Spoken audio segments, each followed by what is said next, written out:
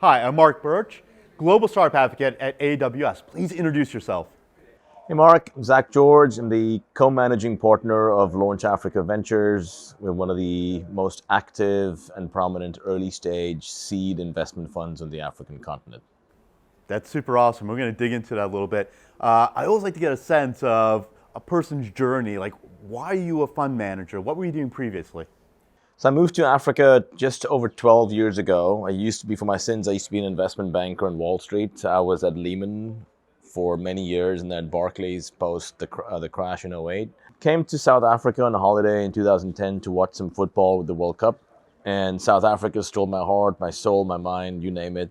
I just, on a outside of a personal journey, the fact that there was absolutely no venture capital, very little understanding of entrepreneurship on the African continent 12 years ago, I just figured I can continue being one of hundreds of thousands of bankers on Wall Street or in Canary Wharf, or I could help build the VC industry on a continent that hasn't really gotten the attention it deserves, with a population of 1.4 billion people, massive growth rates, massive tech adoption. And I just said I'd rather do something significant than just be successful. So I came here, quit my job, traveled the continent for a year, and then eventually built the seedlings, for lack of a better word, of accelerators, incubators, venture builders, and eventually, many years later, one of the most prominent VC funds on the African continent. Yeah, so tell us about that because the fund hasn't been around for a while. So, what was kind of the thesis? Like at what stage are you investing in? All that good stuff. Yeah, so you can't, Rome wasn't built in a day. You can't just start building a VC industry from nothing. So when I came here in 2010, 2011, there was precisely zero funding to African tech startups. So you can't build a fund without having the right founders, the right understanding and the maturity of what it takes to get corporate startup collaboration, to set up pilots, POCs, and understanding how to go from seed to Series A, to understanding paths to exits and all of that. So you have to build the ecosystem before you fund it.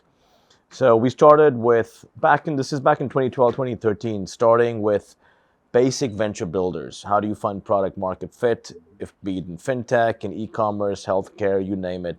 So we started engaging the large insurance companies, the retailers, the banks, and the telcos, and then eventually the tech players like you guys, Amazon, Google, etc. And then we got all of them to partner together to help founders, and we created the platform where it could all work. So we set up the first ever corporate-backed accelerator in Africa. And this was Barclays Tech Lab Africa, which became Techstars. And then a couple of years later, in 2016, we set up Startup Bootcamp, which is the largest multi-corporate backed accelerator in the world, and we brought it to Africa. So myself and my co-founder, Philip, we started it.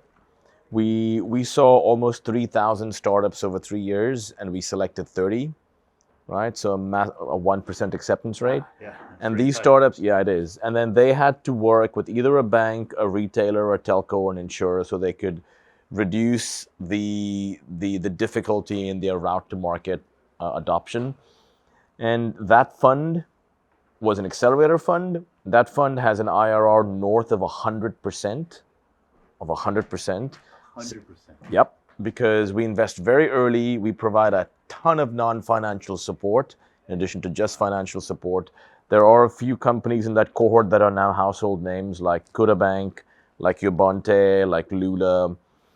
And Launch Africa was a natural next step. So if you build accelerators, you build venture builders, when you graduate on demo day, who do you go to for funding? Until about 3 or 4 years ago, it was just friends and family and a few angels and maybe the odd super local regional fund. Our goal was to build a Pan-African VC fund. So think Sequoia 20 years ago to cover the entire Africa continent like Sequoia covered the entire US.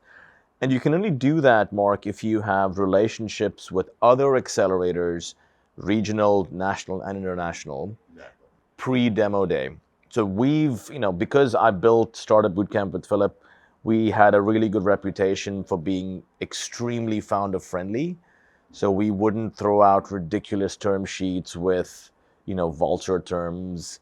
And we then build those relationships with the likes of YC, with Techstars, 500, Seed Camp, and the regional ones like Flat Six Labs in Cairo and Tunis, Nilab in Kenya, et cetera, et cetera, et cetera.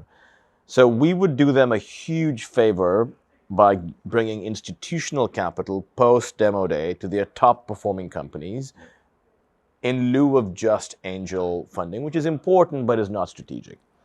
And then Launch Africa was a natural next step. So we've now, in the last 2.5 years, invested in 125 plus startups from all across Africa, 21 countries.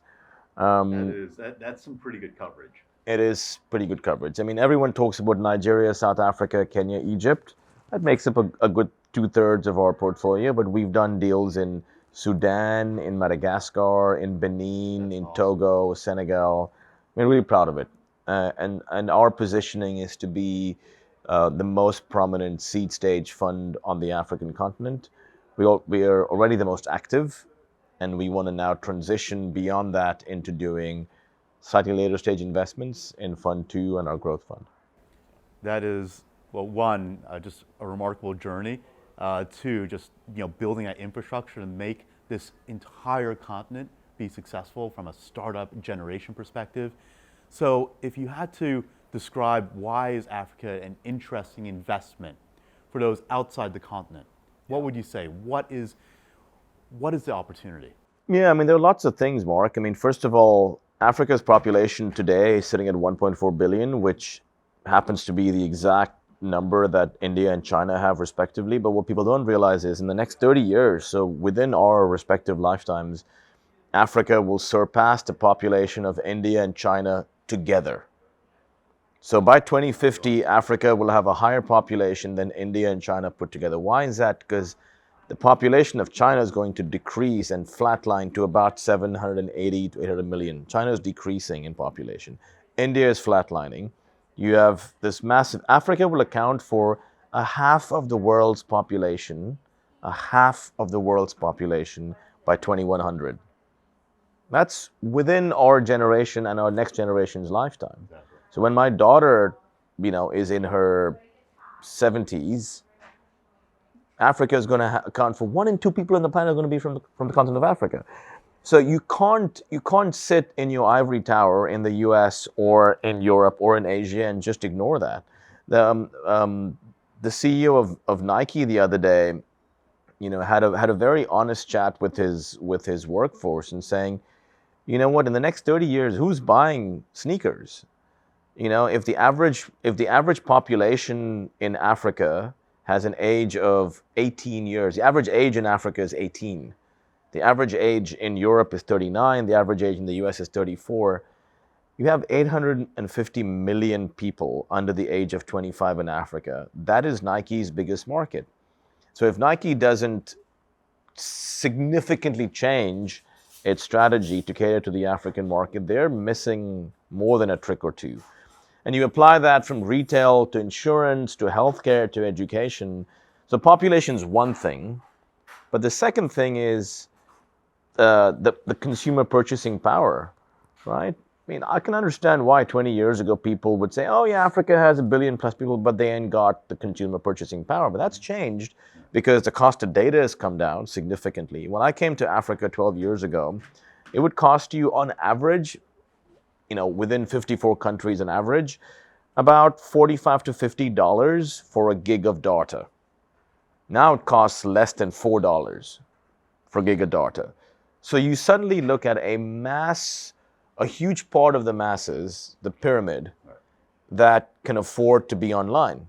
And people online need to buy food, water, get from A to B, get access to healthcare, get access to university education, and they're doing it through their smartphones and through commerce. So the cost of data has gone down significantly. A higher percentage of people are online. It was less than 2% 10 years ago. Now it's more than 20% across Africa. And the number of smartphones. I mean, I used to live in New York City for many years, and 20 years ago, there were more smartphones in New York City, not New York City, New York City, than the whole of Africa.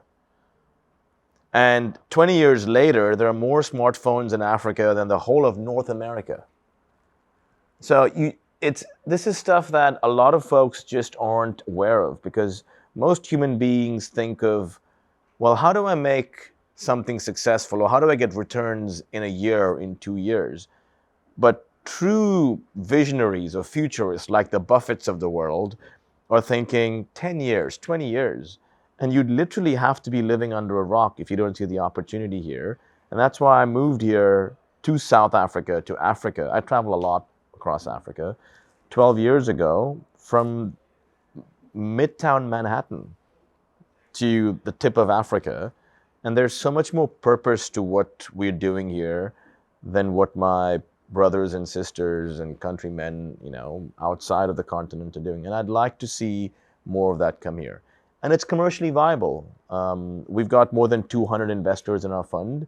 Our fund is up 220% in just 2 years.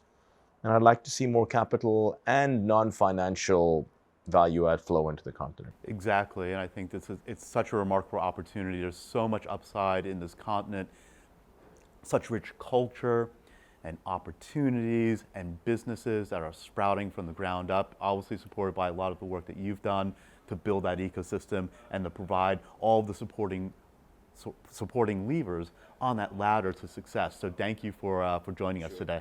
Absolutely. Thank you, Mark.